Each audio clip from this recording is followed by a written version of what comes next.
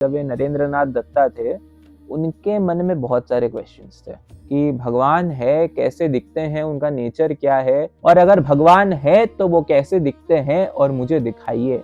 ये अपने आप में ही एक सिद्ध व्यक्ति है, एक योगी व्यक्ति है। कहते हैं 6 साल तक ये बातें चली, मानो उनको ब्रह्म बोध करवा दिया श्री राम कृष्ण ने, और यही गुरु की महिमा है। नमस्कार महादेव, मैं आदित्य आप सभी का YouTube चैनल देवालय रिचुअल्स पे हार्दिक स्वागत करता हूँ। जैसा कि आपने थंबनेल में देखा ही होगा, और आज सबसे पहले तो आपको नेशनल यूथ डे की हार्दिक शुभकामनाएं।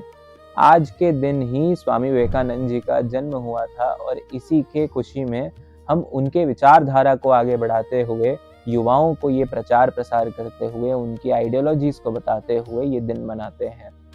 तो जैसा कि आपने टाइटल में देखा होगा, हम नरेंद्रनाथ दत्ता का स्वामी विवेकानंद बनने तक का सफर आपको बताएंगे।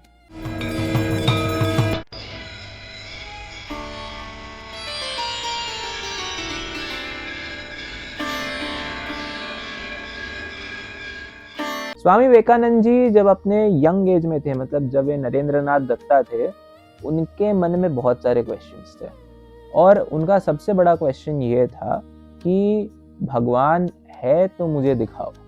अब कई लोग ये सोचेंगे कि वे अथीस्ट थे, बट ये कहना गलत होगा कि वो अथीस्ट थे। वो अथीस्ट नहीं थे। He was influenced by western education, और उनमें रैशनलिज्म था। वो ये मानते थे कि एक एनर्जी एग्जिस्ट करती है, बट वो कोई फॉर्म नहीं ले सकती, या फिर हम भगवान को जैसा जानते हैं भगवान वैसे नहीं हो सकते। ये उनकी थिंकिंग थी।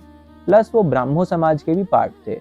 तब उनके मन में जब ऐसे प्रश्न आए तो उन्होंने हिंदू, सिख, बुद्ध और इस्लाम, क्रिश्चियनिटी सब में जाके इंक्वायरी की कि भगवान है, कैसे दिखते हैं, उनका नेचर क्या है। ये सारी मन में उनके क्वेश्चंस आने लगे। किसी ने उनसे कहा कि तुम्हारी ये जो प्रश्न है उसके उत्तर जो है वो एक जन दे सकते हैं। बोले कौन दे सकते हैं? उन्होंने कहा कि दक्षिणेश्वर में श्री रामकृष्ण परमहंस जी है, वो आपके सारे प्रश्नों के उत्तर दे सकते हैं। तब कहते हैं कि नरेंद्रनाथ दत्ता जी, मतलब हमारे विवेकानंद जी, दक्षिणेश्वर गए और पहली बार स्वामी श्री रामकृष्ण से मिले। उन्होंने उनसे डायरेक्टली पूछा, क्या भगवान है, और अगर भगवान है तो वो कैसे दिखते हैं और मुझे दिखाइए। श्री रामकृष्ण ने कहा, भगवान है, मैं उन्हें वैसे ही देखता हूँ जैसे मैं तुम्हें देख रहा हूँ। मैं उनसे वैसे ही बातें करता हूँ जैसे मैं तुमसे बातें कर रहा हूँ, और मैं उन्हें अपने इन्हीं हाथों से खिलाता हूँ। भगवान है। तो बोले कि है तो उनको कैसे अनुभव किया जा सके। स्वामी रामकृष्ण समझ चुके थे कि ये कोई साधारण पुरुष नहीं है। उनको उनकी माँ ने, उनकी काली ने पहले ही बता दिया था, संकेत दे दिया था कि ये कोई साधारण पुरुष नहीं है। ये अपने आप में ही एक सिद्ध व्यक्ति है, एक योगी व्यक्ति है। बस जिस तरीके से अद्वैत में एक सिद्धांत है कि जीव जो है माया के बंधन में बंध के अपना परम तत्व भूल जाता है और खुद को जीव मान लेता है, मतलब वो ब्रह्म है, खुद को जीव मान चुका है। उसी तरीके से नरेंद्र जो थे वे अपने आप को जानते नहीं थे। श्री रामकृष्ण ने बस वो पर्दा हटाया था। श्री रामकृष्ण ने कहा कि तुम नारायण स्वरूप हो, और ये क्वेश्चन उनके मन में आ गया, नरेंद्रनाथ जी के मन में, और उन्होंने कहा कि आपकी बात सही तो है, पर मैं इसको मानता नहीं हूँ। कहते हैं 6 साल तक ये बातें चली। बहुत सारे अलग अलग तरीके से श्री रामकृष्ण से क्वेश्चंस पूछे गए, और उन 6 सालों में बहुत सारे ऐसे इंसिडेंट्स भी हुए जिससे स्वामी विवेकानंद जी को रियलाइज होने लगा कि भगवान है, और उसी तरीके से है जिस तरीके से स्वामी श्री रामकृष्ण परमहंस जी ने उन्हें देखा है। एक दो आपको मैं बताता हूँ उनके एक्सपीरियंसेस। एक बार वे दक्षिणेश्वर गए थे। वे आके ठाकुर श्री रामकृष्ण के सामने बैठे। उन्होंने उनसे नॉर्मल क्वेश्चंस किए। कहते हैं कि ये सृष्टि में अगर भगवान है, आप अद्वैत के हिसाब से बोलते हो, यदि सब कुछ भगवान है तो मुझे बताओ कि ये थाली भी भगवान है, ये झाड़ू जैसी चीज, मतलब इतनी निकृष्ट चीज है कि ये भी भगवान है, ये खाट भी भगवान है, सब कुछ भगवान है, मैं भी भगवान हूँ, तुम भी भगवान हो। हाँ है। श्री रामकृष्ण ने कहते हैं कि अपना पैर या अपना हाथ जो है उनके ऊपर रखा, और उनके सामने सारी दुनिया एकदम मान लो किसी चक्रव्यूह में फंस गई। चारों तरफ रोशनी ही रोशनी उनको दिखाई देने लगी। मानो उनको ब्रह्म बोध करवा दिया श्री राम कृष्ण ने। और यही गुरु की महिमा है। नरेंद्र नाथ जी बहुत डर गए थे, वो डर के मारे दक्षिणेश्वर से निकल पड़े। पर उन्होंने जो 1-2 दिन अनुभव किया वो समझिए, उनको चारों तरफ वही सच्चिदानंद ब्रह्म दिखाई दे रहा था। मतलब उनको चारों तरफ नरेंद्र दिखाई दे रहा था, उनको चारों तरफ ब्रह्म दिखाई दे रहा था। जो देख रहे थे, खाना पीना, पेड़, गाड़ी, घोड़ा, बिल्ली, चूहा, सब जगह उनको ब्रह्म दिखाई दे, खुद दिखाई दे। वो खुद सोचने लगे ये क्या हो गया। उनको ऐसा लगने लगा कि श्री रामकृष्ण जी ने उनके ऊपर कोई जादू कर दिया है। ये तो आपको एक इंसिडेंट बताया, ऐसे बहुत सारे हैं। आपको चाहिए तो आप श्री रामकृष्ण मिशन के बुक्स पढ़ भी सकते हैं और उन्हें अच्छे से समझ भी सकते हैं। फिर एक दिन ऐसा आया कि विवेकानंद जी के पिता जो थे, उनका स्वर्गवास हो गया।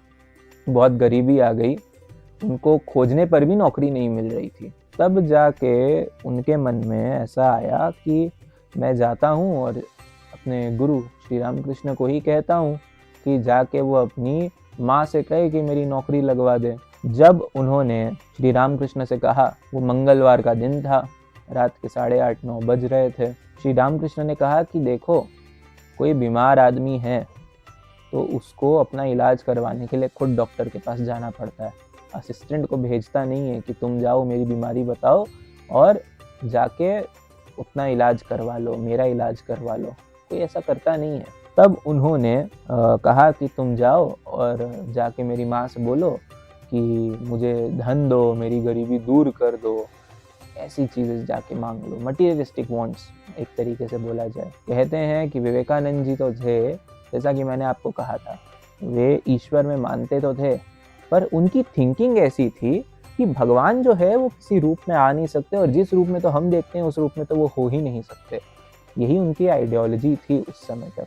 उनको रियलाइजेशंस बहुत सारे हुए पर वो एक्सेप्ट नहीं कर पा रहे थे। पर उस दिन जब वे दक्षिणेश्वर काली मंदिर में जगत जननी भवतारिणी के सामने खड़े हुए, उन्होंने रात के 9 बजे पहले ये फील किया कि कुछ अलग बात है, कुछ ऐसी एनर्जी है जो मैं फील कर पा रहा हूँ। और उन्होंने देखा कि देवी जो है वो विग्रह, उनके सांस आ रही है, मतलब उनके जो यहाँ नोजरिंग था वो सांस से हल्का हल्का हिल रहा है। वो देख के हैरान हो गए, उनके अंदर मान लो कोई ऊर्जा सी आ गई भगवती को देख के। उन्होंने कहा कि हे देवी, मुझे विवेक दो, मुझे ज्ञान दो, मुझे वैराग्य दो, मुझे भक्ति दो। मांगने क्या गए थे? धन ऐश्वर्य मांगने गए थे। मांग के क्या आ गए? ज्ञान, वैराग्य, भक्ति, विवेक। गए अपने गुरु के पास वापस। श्री रामकृष्ण ने कहा क्या मांगा तुमने? मांग लिया जो भी तुमको मांगना था? श्री रामकृष्ण से उन्होंने कहा कि देखिए मैं नहीं मांग पाया। वहां जाके पता नहीं क्या हुआ, मेरी मति ही पलट गई। तब विवेकानंद जी को वापस बोला कि अरे जाओ, जाके मांग के आओ, दूसरी बार जाओ मांग के आओ, इस बार सही सही मांग के आना। वो गए वापस, जाके ज्ञान, विवेक, वैराग्य, भक्ति मांग लिया। तीसरी बार वापस भेजा श्री रामकृष्ण ने और कहा कि अगर इस बार तुमने नहीं मांगा तो मतलब तुम्हारे भाग्य में यही लिखा हुआ है। श्री रामकृष्ण भी एकदम डरे हुए थे, क्या पता इस बार वो सच्ची में धन ऐश्वर्य मांग ले। तो फिर मैंने जो अनुभव किया है कि ये देव कार्य करने के लिए आए हैं, मतलब मेरे कार्य करने के लिए आए हैं, संन्यास आश्रम और वेदांत की शिक्षा आगे बढ़ाना, आगे जो भी उनके आइडियोलॉजीज थे वो आगे बढ़ाने के लिए आए हैं कि नहीं आए हैं, ये चीज़ इस पे निर्भर करता है कि ये तीसरी बार में क्या मांग के आते हैं। विवेकानंद जी गए और जो होना था वही हुआ। भगवती की इच्छा, देवी को देखे, सब कुछ भूल गए और मांग लिया कि मुझे वापस से ज्ञान दो, वैराग्य दो, भक्ति दो और विवेक दो। आप सबके लिए इन शॉर्ट बता देते हैं कि ज्ञान मतलब होता है कि ब्रह्म बोध करना, कि भगवान कौन है, मैं कौन हूँ, कहाँ से आया हूँ। ये सारे प्रश्नों के उत्तर जो है वो ज्ञानी के पास होते हैं, तो उसको ज्ञान बोलते हैं। जो जिज्ञासा का निवृत्ति करे वो ज्ञान। विवेक वो होता है जो नित्य और अनित्य, मतलब क्या सही है, क्या गलत है, क्या सच है, क्या झूठ है, क्या माया है, क्या ब्रह्म है, जो इस चीज में भेद करने में हेल्प करे, उसको बोलते हैं विवेक। जिस तरीके से एक बहुत फेमस बात है कि एक स्वान जो है वे दूध और पानी को अलग करने की क्षमता रखती है, उसी तरीके से हम में भी वो क्षमता है कि हम माया और ब्रह्म इन दोनों को अलग कर सके। भक्ति तो आप सबको पता ही है, हमने वीडियो भी डाली थी, उसका पार्ट 2 आप बोलोगे तो कमेंट में हम वो भी बना देंगे। और वैराग्य मतलब दुनिया है तो सही, पर हम दुनिया के बंधन में नहीं बंधेंगे, हम भगवान की भक्ति में रहेंगे, मजे से रहेंगे, उसको कहते हैं वैराग्य। तो उन्होंने वापस यही मांगा। वो एकदम कांपते हुए, शक्ति से, एकदम ऊर्जा से एकदम भरे हुए श्री राम कृष्ण जी के सामने गए और उन्होंने कहा, देखो मैंने यही मांग लिया है। श्री राम कृष्ण बोले कि अरे अब तो तुम्हारे भाग्य में ऐसा कुछ है ही नहीं, मतलब यही है, तुमको ज्ञान, वैराग्य, भक्ति और विवेक ही मिलना है। वो दिन था जब विवेकानंद जी ने पहली बार भगवान को काली के रूप में एक्सेप्ट कर लिया कि हाँ भगवान है, और वो भगवान मूर्ति के रूप में, मतलब निर्गुण निराकार सगुण साकार के रूप में है। वो भगवान हर जगह व्याप्त है। ये भी काली है, वो भी काली है, मैं भी काली हूँ, सब जगह काली ही काली है। यहाँ पे श्री रामकृष्ण जी की सुंदर बात आती है, जिनी ब्रह्मो तिनी काली ताके आमी माँ बोले डाकी। जो ब्रह्म है वही काली है और उन्हीं को मैं माँ बोल के बुलाता हूँ।